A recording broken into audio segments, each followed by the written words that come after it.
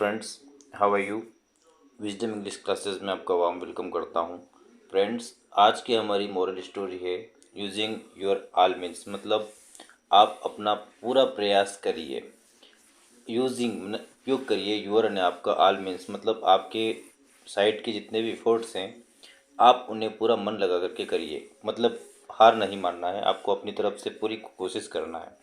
यह इस टाइटल का मीनिंग हुआ। तो इस पूरी स्टोरी को हम अभी डिस्कस करेंगे, लेकिन उससे पहले यदि आप हमारे इस चैनल पर न्यू हैं तो हमारे इस चैनल को सब्सक्राइब कर बेल के आइकन को प्रेस करना ना भूलें, ताकि हमारे आने वाले वीडियो का नोटिफिकेशन आपको मिलता रहे। तो चलिए शुरू करते हैं।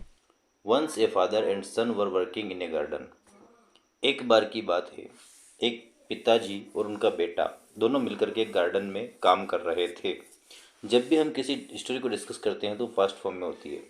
तो यहाँ पर फादर और सन है तो दोनों प्लूरल हैं, इसलिए हमने वहाँ पर वाज न लगाते हुए वर हेल्पिंग वर्ब का यूज़ किया है। Child wanted to get appreciated by his father, so he was trying his best to help his father by performing minor works as directed by his father। Child चाहता था, वो बच्चा चाहता था प्रशंसा पाना अपने पिता के द्वारा, इसलिए ही वॉज ट्राइंग, वो प्रयास कर रहा था, हिज बेस्ट अपना बेस्ट देने का प्रयास कर रहा था, टू हेल्प हिज फादर, ताकि वो अपने पिताजी की मदद कर सके, बाय परफॉर्मिंग माइनर वर्क्स, और कुछ कम काम कर करके वो प्रशंसा पाना चाहता था। As directed by his father, जैसा निर्देशित उसके द्वारा, पापा के द्वारा उसे किया गया था। तो यहाँ पर देखिए दो पेसिव वॉइस आए हैं। यहाँ पर एक है child wanted to get appreciated by his father, एक यहाँ पर पेसिव स्ट्रक्चर है, और minor works as directed by his father, जैसा उसे निर्देशित किया गया है। तो ये दोनों यहाँ पर पेसिव स्ट्रक्चर हैं, इसको पूरा समझने का प्रयास करते हैं। एक बार की बात है, एक बार एक पिता और पुत्र दोनों एक गार्डन में काम कर रहे थे, और बच्चा अपना एक लिटिल प्रशंसा पाना चाहता था अपने पिता के द्वारा, इसलिए वो उस गार्डन में कुछ कम काम कर रहा था, जैसा उसके पापा ने उसे निर्देशित किया था। चलिए पढ़ते हैं नेक्स्ट पैराग्राफ की ओर। Father and his son were working on different side of garden. दोनों अलग अलग दिशा में काम कर रहे थे। मतलब एक इस गार्डन की इस ओर काम कर रहा था, तो तो बालक गार्डन के उस ओर काम कर रहा था।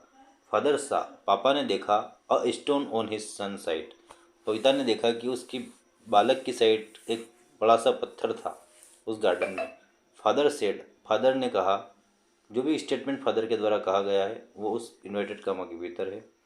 फादर सेड, पिताजी बोले, सन, बेटा, remove that stone from that place, we will plant a nice plant there. उस पत्थर को वहाँ से रिमूव कर दो, क्योंकि हम वहाँ पर एक बहुत ही अच्छा नाइस प्लांट मतलब एक छोटा सा अच्छा पौधा लगाएंगे। देयर ने वहाँ। फिर से समझने का प्रयास करिए क्या हुआ। फादर और पिता दोनों उस गार्डन में अलग अलग दिशा में काम कर रहे थे। तो पिता ने वहाँ पर अपने बच्चे की तरफ एक बहुत बड़ा पत्थर देखा, और पिताजी अपने बेटे से बोले कि बेटा, तुम्हारी साइड में बहुत बड़ा पत्थर पड़ा है, उसे वहाँ से हटा दो, हम उस पत्थर की जगह एक बहुत ही अच्छा छोटा सा प्लांट लगाएंगे। फिर क्या हुआ। As directed by father, kid tried to move that stone but he was not able to move it. जैसा उसके पिता ने उसको कहा था, एज डायरेक्टेड बाय फादर का मतलब होता है जैसा उसके पिता ने उसको कहा गया था। किड ट्राइड, उस किड ने, उस छोटे बच्चे ने, ट्राई किया, टू मूव दैट स्टोन, उस स्टोन को मूव करने का, वहाँ से हटाने का, बट लेकिन he was not able to move it, लेकिन वह उसे हटा नहीं पाया। At last kid said to his father, at last मंथ में, किड ने, बालक, सेड ने बोला, टू हिज फादर, अपने पिता से, जो भी बोला वो इन्वर्टेड कामा के भीतर है। Dad, I am not able to move this stone, it's too heavy, I can't do it. पिताजी, यह जो पत्थर है यह बहुत ही ज़्यादा भारी है, और मैं इसे इसके स्थान से नहीं हिला पा रहा हूँ। I am not able to move it this stone, मैं उसे नहीं हिला पा रहा हूँ, बिकॉज इट्स टू हैवी, क्योंकि बहुत ही ज़्यादा भारी है। आई कांट डू इट, और मैं यह नहीं कर सकता हूँ। आई कांट डू इट का मतलब है मैं यह नहीं कर सकता हूँ। इट का मतलब उस वर्ग के लिए आया जो वो हटाने की बात कर रहे थे पिताजी से।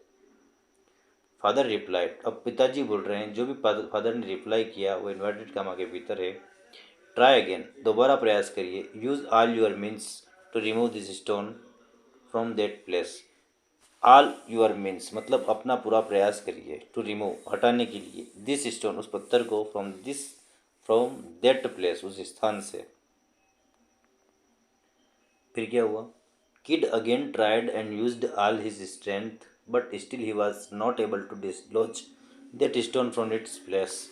उस किड ने अगेन ने दोबारा ट्राइड ने परिश्रम किया एंड ने और यूज्ड ऑल हिज स्ट्रेंथ, उसने पूरी शक्ति को लगा दिया। स्ट्रेंथ का मतलब होता है ताकत, शक्ति। STRENGTH।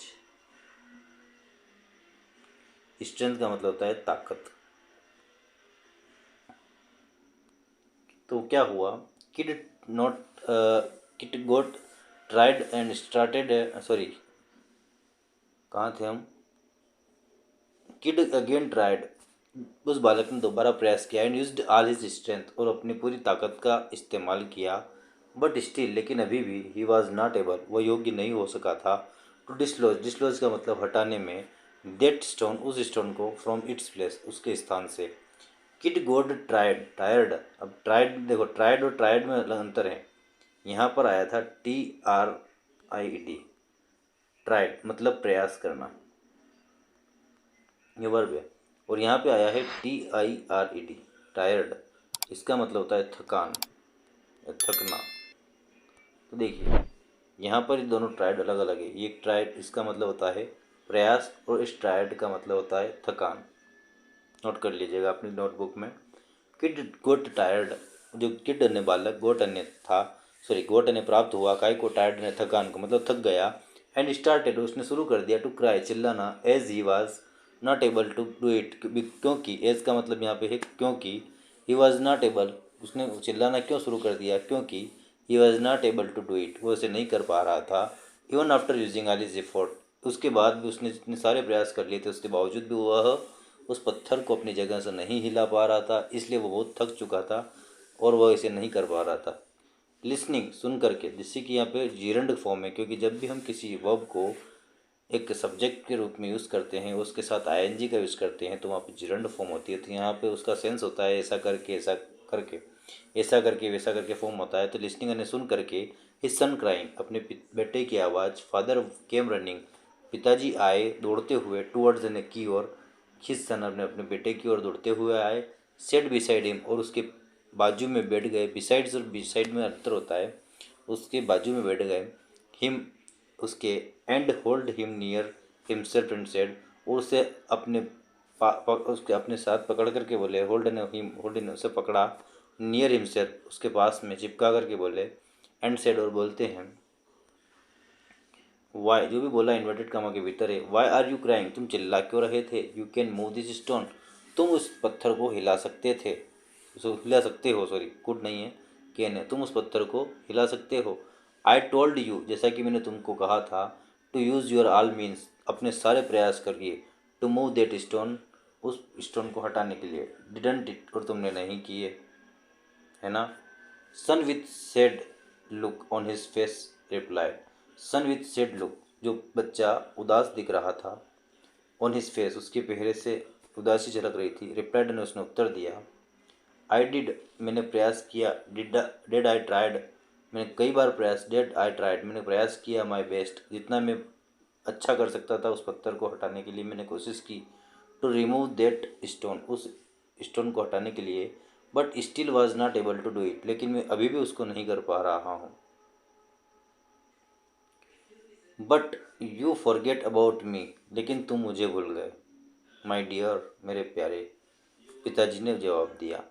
क्या जवाब दिया? But you forget about me, तो लेकिन तुम मुझे भूल गए, माई डियर, मेरे प्यारे, इफ़ यू नीडेड हेल्प, यदि तुमको ज़रूरत थी हेल्प की, वाई डिडेंट यू इंक्लूडेड मी, तो तुमने मुझे अपने साथ शामिल क्यों नहीं किया, इन यूर मीन्स, तुम्हारे काम के लिए, रिप्लाइड फादर, पिताजी का जवाब यह था, जब तुम्हें ज़रूरत लग रही थी तुमने खुद ने वो प्रयास किया उसे हटाने के लिए, जब तुमसे नहीं हो पा रहा था तो तुम मुझे, मेरी हेल्प ले सकते थे, मुझे कॉल कर सकते थे, मुझे बुला सकते थे कि पिताजी आओ हम दोनों मिलकर के इस पत्थर को यहाँ से हटा देते हैं, लेकिन तुमने ऐसा नहीं किया। Child was enlightened, enlightened, child was enlightened, अब बच्चे को समझ में आ चुका था, टू हियर दिस, यह सुन करके, and started working along with his father, और उसने उस पत्थर को हटाने के लिए दोनों ने साथ मिल करके, एलोंग, एलोंग का मतलब होता है साथ, साथ मिल करके काम करना शुरू कर दिया अपने पिता के साथ मिल करके, अगेन ने दोबारा, नाउ ने अब, विथ हिज फादर हेल्प, अपने पिता की मदद से, he was able to remove that large stone, वह उस पत्थर को, बहुत बड़े पत्थर को उस जगह से हटा पाया इजीली यानी आसानी से फ्रॉम इट्स प्लेस, उसकी जगह से, and plant a new place, plant in its place, और उस पत्थर की जगह उन्होंने बहुत ही एक छोटा सा नया पौधा रोपित कर दिया। इस कहानी का क्या मोरल है, आइए समझने का प्रयास करते हैं। इस कहानी का मोरल यह है कि व्हेन वी फेल, जब हम असफल हो जाते हैं, इन एक्शंस एंड फील डिप्रेस्ड, किसी भी कार्य में जब हम असफल हो जाते हैं तो हम डिप्रेस्ड फील करने लगते हैं, हताशा फील करने लग जाते हैं। We should not forget about God, लेकिन हमें हमारे भगवान को नहीं भूलना चाहिए। Whenever we are not able to keep up, we should seek help from God and have faith in him. Whenever we are not able to keep up, जब हम कभी योग्य नहीं हो पाते हैं, किसी चीज़ को कंटिन्यू नहीं कर पाते हैं, वी शुड सीक हेल्प, तो हमें कोशिश करनी चाहिए, हेल्प मांगना चाहिए फ्रॉम गॉड से, and have faith in him, और उनके ऊपर विश्वास रखना चाहिए। वो हमारी ज़रूर मदद करता है और हमारी मदद करने के लिए वो ज़रूर आता है। जिस प्रकार से इस मोरल स्टोरी में उस बालक ने अपने पिता से हेल्प नहीं मांगी और वह अकेला उस पत्थर को हटा नहीं पाया, आखिर उसे उस पत्थर को हटाने के लिए अपने पिता की हेल्प लेना ही पड़ी। उसी प्रकार से जब भी हम किसी परेशानी में पड़ जाते हैं तो हम अकेले ही डिप्रेस्ड और हताशा से पीड़ित होते रहते हैं। हम भगवान की शरण में नहीं जाते, हम भगवान को याद नहीं करते, हम उन पर विश्वास नहीं करते हैं। हमें उन पर विश्वास करना चाहिए, तो हमारे सारे काम आसान हो जाते हैं। तो दोस्तों और बच्चों, आपको हमारी छोटी सी मोरल स्टोरी कैसी लगी, हमें कमेंट में लिखकर ज़रूर बताइएगा।